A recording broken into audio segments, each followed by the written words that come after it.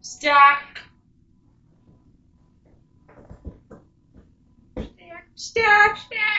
Alright, so this is the recap of our October hopefuls and what we actually read this month. I'm Dae. I'm Ren. And why don't you start us off? I'm going to be honest, I don't remember everything that was on my list because I didn't read all of it, and I read a lot of stuff that wasn't on it.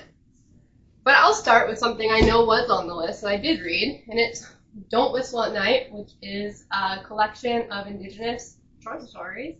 I actually tabbed this one. I'm quite proud of myself for that. I did a different color for every single story, and then just repeated the colors.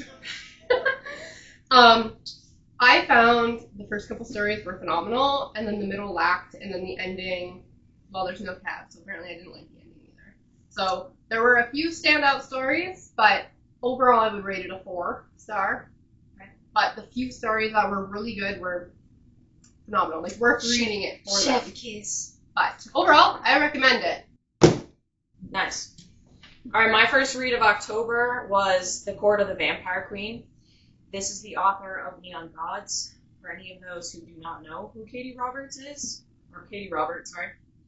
This is a spicy why choose vampire romance where the main female character is like part angel and therefore can sire vampires and they can't go very far from her. It's very spicy and I feel like that's the only thing that this is good for. While she was reading it, there were like multiple times where she looked up at me and she's like, they're still effing. They're still doing it. They're still... How many people? 3 boyfriends. But the boyfriends do kiss, so that is fine. But I just find that this has no substance. Like, I didn't understand what the point of it was. It was just pure Have you literature. read other Katie Robert books? Yeah, I've read Neon Gods, but it's the same thing where it was just You go with into the spice and nothing else. I go into her books expecting them to be like that, and then I enjoy them. But I feel like if I went into it with expectations of a higher fantasy, Oh, I guess I would give this a 3.5. It's entertaining, and it's not badly written, it's just cringe. That's fair. Okay, I'm going to skip this next book that was on my stack because it's technically the last book I read. Next is Strange Houses. This was not on my TBR, but I had a book event, and this book has been on my Storygraph TBR for months. And it's the first time I've ever seen it in person when I was doing an event, so I bought it. It was really good.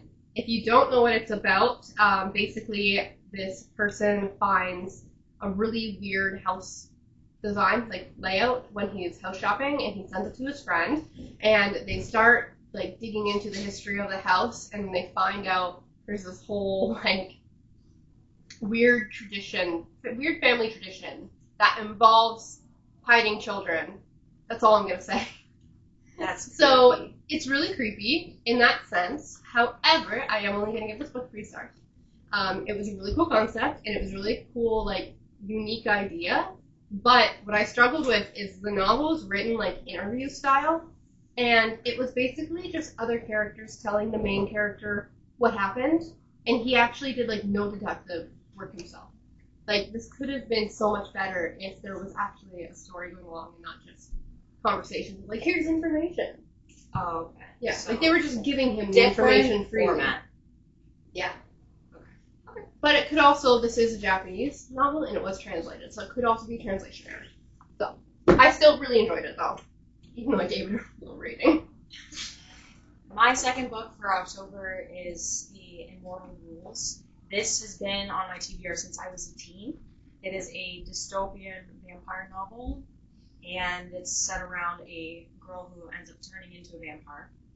I really enjoyed the world building, the character. I would and will continue this storyline because I'm actually invested. And I really want to know what the one thing you marked was. I think it is a passage that is very religious because, yeah, it is. Because I'm writing a very Christian story, so I find anything that I find stands out in Christian messaging, and there's a religious fanatic in partway through, so that's why I marked it. as our cat is pooping in the kitty litter. So I would actually give this 4.5 stars. Okay. It is an enjoyable YA.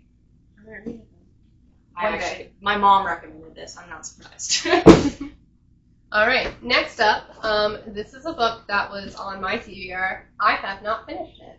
I did. Yeah, I'm still currently reading it. This book is really good, but if anyone knows anything about R.F. Kuang, it is dense. Like, it's so dense. And I personally do not know any of the source material, which does not make it less enjoyable to read. She does a really good job of, like, explaining things and, like, making me understand. But I think I would be reading it faster if I understood more stuff off the get-go. This book makes me feel stupid. There's a couple of moments where they talk about metaphysics, and I'm like, but it's really... I'm not a math-oriented person. Yeah, but I'm enjoying it. I am currently on page 261. Also, I got this signed. Never mind. Just hold up. Hold up. Hold up. Hold up. Hold on. There we go. It's signed. It's also already falling apart. Oh my gosh, I'm struggling. Yeah. That happened while I was reading it. What do you think of the book? You're the one who finished it. I thoroughly enjoyed that. And I liked characterization. I liked the depiction of hell. I liked the ending. I would actually give it probably 4.5 stars. But again, I know a lot of the background context in terms of like Orpheus, Dante's Inferno, everything that inspires hell. And I liked that hell was kind of like an academy or a school / university itself. Mm-hmm. So, yes, it's dense, but I think you should read it all understand. Yeah. Oh, I will. I am, so far, even though I'm only about halfway, and it's taking me forever to read it, I am going to give it a 4 stars so far. Like, I am really enjoying it, but I just think I need to sit down the day where I just have time to finish it like you did, where I've been trying to read like half an hour on lunch, half an hour here, and it's so hard to get into. Yes. In that moment. So that's what I need to do. All right, this is also another one that we both read. He has a mustache. I think this is actually yours because I didn't tab. Oh. What did I tab? There's also pen on it. That tracks for me. All right, so this monster of mine is by a local author because she's in Hamilton. I, again, would give this probably 4 to 4.5 stars because I thoroughly enjoyed the writing style and the relationship that's built. Antagonist was a maybe 4. I think I'm going to say a solid 4. I don't understand why I tabbed any of this. Anyways, none of it stood out to me. Anyways, I like the book though. The book did stand out to me. Yeah, I think solid 4 stars for me. Yeah, I was. That's just a speaker. I would probably give it 3.5 stars. I liked the plot, but I like think the world building. Yeah, I like the plot. I like the world building. I think the villain fell flat. Yeah, the villain fell flat for me too. I just didn't get their motivation, and I didn't get why the main male character was fine with this happening for as long as it did. Mm-hmm. He was like involved, but not. Yeah, you could tell that the author used to be a lawyer. True. Or still is a lawyer, probably. Like, you could tell she used her real-life experience to write this. Like, there's a lot of things in here that I would not have been able to write because I don't have the knowledge. Like, the court stuff. Yeah. Yeah! Next up. I was wondering if you needed something. This is my top read of the month. Yeah, same. This book was phenomenal. What? So people? My husband's being It's Halloween. We're gonna have trick-or-treaters. It's literally Halloween right now. Really bad edits, forgive me. I'm shocked we haven't had any Halloween people come up yet. Well, the light is super dim out there. Anyway, Slewfoot. Goodbye, Peter. Husband, goodbye. We're filming. I love you. This happens every year! Okay, Slewfoot. Okay, Slewfoot. I got this book specifically for this month, and it was the first book that I read. I read it on October 1st. first last day of September, technically. But it was phenomenal. It is about a woman. I thought she was going to be wrongfully accused for witchcraft. No, she's just a witch. Just a witch. I thought she would screw the demon. She didn't. I'm sad she didn't. I'm really sad she did not fuck up the go man. I'll believe But I really enjoyed it. The writing style is beautiful. that. Gore. If I had, I'm not giving it 5 stars. And the reason why is my one complaint is I wish it just went a little bit further. There was some moments where I thought the main character should have been angrier. Oh yeah. Because it started out, Made me the angry. first half of the book, she was like super angry. Then the second half of the book, she seemed like almost more subdued. And I'm like, this is a little bit of a regression. Hello. Hello, there's people at our There's house. people now. at our house. We're Just- filming a YouTube video, so Oh, sorry. you're You're okay. fine. Come on in. Just this way. Entre biz. Okay, excuse me. Oh, sorry. I also read Sleepwood. I agree. I wouldn't give it 5 stars because while I really enjoyed the plot and it was a good change of pace and really spooky and themed around like witchcraft and stuff, I feel like again it could have gone a little bit farther. I really love it when people go offside, and especially like Final Girl, where I was like, good for her kind of horror, and then that was what I was hoping for. Yeah. But I really like the illustrations. He is a very Yes. talented illustrator, and I think it really did bring his story to life, which is the picture that I was like the best. But this is why we wanted him to, you know what I mean. Oh, you're done with the bird guy for a second. Oh, Okay, so I have only one more physical book. Everything else was on my phone or audiobook. This was not on my DVR for Halloween. This is not a Halloween book. This is a book about dragons. This is also the 10th book in a series. But I have been wanting to read this book for a long time, and I haven't had the inspiration. And all of a sudden, I got the audiobook, and I read the entire 600-page dense epic fantasy in 2 days at work, and I devoured it. It was amazing. 5 stars. No, 4.5. It wasn't her best work. Everyone is It's dressed good up thing in the background yeah, for Halloween everyone- right now. and we haven't seen. My glasses are off. And My glasses still are also laughing. off, and I'm still. Yeah, I knew, can't wait I to knew you were cross-dressing, but Anyway, Alright. okay. So, Tethered. This is probably one of the biggest disappointments this month for me because it was hyped up on TikTok, which can always be a hit or a miss. I think that this is a builder book for the second one because I found like it was really slow. Like they get bound to each other and they can't be within a certain proximity, and they're hoping to use that against the prince to overthrow whatever the vampire have thing. you read the second one yet? No, and I don't know if I want to. So I would give this a 3.5, but I know that this is an indie author, and this is, I think, her first book. So I want to give her some grace because the concept is so interesting, and I think, like, the queen, the vampire queen, I loved her. She was such a bitch. I can read the next one. I Give think it a maybe shot. I should give it a shot. And Yeah. Someone bought this book for me in book club, and I have not read it yet. I was not feeling vampires this month at all. I love vampires, so that's not a big surprise. So going away from my list, another I'm just gonna mention some super quick audiobook I listened to was called I think it's Alexa. Yeah. It is also another Indigenous story.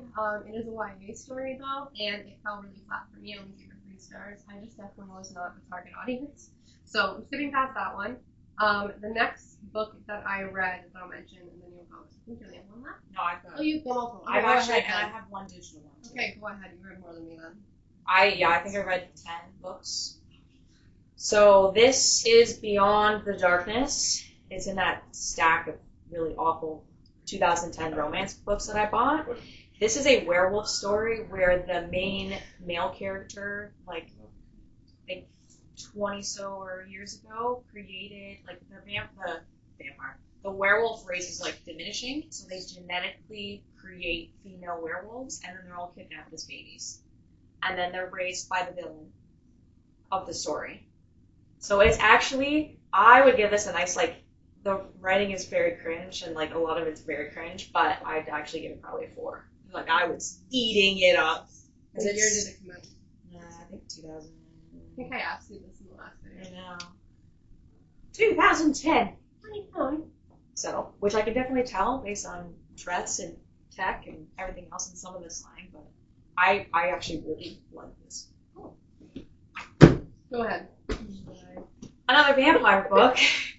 This is Good Vampires Go to Heaven, and I was interested in reading this one because, again, I'm writing like a very Christian Michael versus Lucifer story, and this is Michael v. Lucifer with Viking vampires.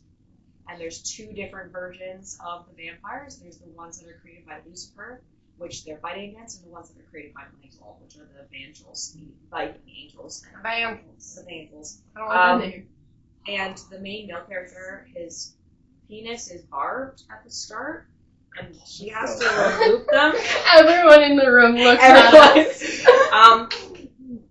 I didn't enjoy the climax of this. I feel like if you're gonna have 2 cosmic beings fight, there would have been more epic. So I'm giving this like a 3.5. You don't like the climax of Barb's. I didn't like the climax of Barb's. No, she just removed it. Okay. They healed it. Can we just like zoom in though on the? Well, because his hair's all like matted, Look so at they him. shape him and they give him a head start or brush start. Okay. The book that took a majority of my month that I kind of wish I'd DNF'd and did not is unfortunately We Love You, Bunny. So, Bunny is a novel by Mona Hawaii, A-W-A-D. Phenomenal, really good. The first time I read it, I didn't really like it at first, but the more I sat with it and then I reread it, and it was chef's kiss. Because the second time I read it, I realized the main character is supposed to have schizophrenia, and you don't know if what's happening is real or in her head.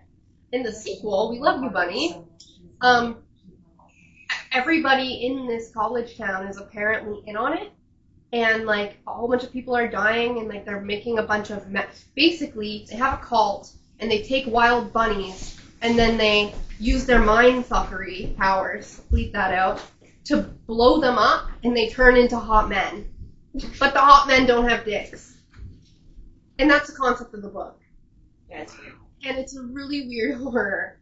And the first one was great, but this one just lacked, and that sucks. And I'm really disappointed. I kind of wish I never read it, so I gave it 2.5 stars. This is another disappointing one for me. And the implications. This is a YA like horror, and the gore and the descriptions and the use of magic is really well done. And she created a lot of like interesting LGBTQ plus characters. But I didn't like the story. Like I would have DNF'd it if I wasn't reading this for October. I just think I'm the wrong audience, and some of the writing was kind of amateurish to me. I'm gonna be honest, I haven't read it. It's been on my shelf for 2 years. I only bought it because it's pretty and it has metallic paint sprayed edges. And I really like hardbound like books. So I did buy it just for the vibes. I did read her other book, House of Hollow, and I liked it, but it's a lot thinner and it's very like quick paced. Yeah. Anyway, so 3 stars for me, I think, for this one. Yep. I might try to reread it again where I'm not forced and see if that changes it, but I don't think I will. How many more do you have? I think I just have the arc left. Okay, so my final book is the book I actually just finished it today. I'm gonna be honest, I skimmed the ending. I didn't fully read it. I only gave it 2 stars. It's called The First Witch of Boston. And I didn't buy this book either. It was one of those like prime reading, like the free ones they give you at the beginning of the month. So you go through a list of like 10 books and you pick the ones that you want to keep. And I kept this one. And it was very Halloween-y, so I was like, oh, I'll read it. I think if I read this at another time and not after Slewfoot, I might have maybe liked it more. But it's about, it is a historical fiction, so obviously there's not any of the supernatural horror stuff. It's more of like a drama, I guess. But basically the main character, and it is like a retelling of a real person, the first woman who was ever killed in Boston for witchcraft. She just never learned her lesson. Like, you knew from the very first chapter that she was gonna die. Like, obviously, because it's a true person, you know she's gonna die. And it just fell very flat because there was no stakes. And no matter what the character, how other people reacted, the character was so stubborn in her beliefs, so dislikable that I'm kind of glad we killed her. I know. Like, I didn't like her. Like, I did not sympathize with her at all. I was like, you're getting everything that's coming to you. However, what they did good with it is a majority of the book is written in the husband's point of view. And that is a very new perspective for witch books. So I did like that. But I only gave it 2 stars. And I skimmed the last 30%. Because the first 50% of the book was her doing witch stuff. And then the second 50% was her on trial. That's way too much court. What's with that? I'm gonna break my stick. Oh my god. Okay, last book. Is your rant done? Yeah. The last book that I did finish, because I did start a second arc, Inheriting Armageddon, but I've not done that one, so I don't feel like I can speak on it yet, is The Single Life by Will Forrest. That's coming out in December. It is a spicy male-on-male, why choose, with a polycule and a house. And the whole plot is this guy that basically sneaks in. Trick-or-treaters. Hold on, trick-or-treaters. We never said who we are, but finish about your art first. I don't know why I bit that knowing I was going to talk. Anyway, so it's just this guy basically sneaks in and he doesn't pay rent. He's not technically dating anybody, but they don't question it because he just starts doing the dishes. And it was all inspired by a meme. And honestly, it's a wild ride. I found the antagonist of the story fell a little flat for me because they built up the ex as being this creepy stalker, and then he just dropped the charges. I was like, eh. I was like, lame. That's fair. So, but otherwise, it's entertaining if you want to read a very spicy LGBTQ plus book. They're just queer. Yeah. Queer. Awesome. Yeah. That's it. That's all of our books. So, happy Halloween. Oh, I was just going to say, overall, I'm happy with everything that I read. Yeah. Even the disappointing books. They were all books that were on my TBR for so long that I'm glad I got them all of it. Yeah, honestly, I've killed a lot of books that have been sitting on my shelf for years, like The Immortal Rules. I've had that since I was a teen. My mom gave it to me when I was 15. She's like, you really like this. And I was like, okay, Mom. I'm 26 now. All right. Happy Halloween. Happy Halloween. I'm Dean Winchester. And I'm Jack Frost. And see you for our next video. sorry, I thought I heard the door. Bye.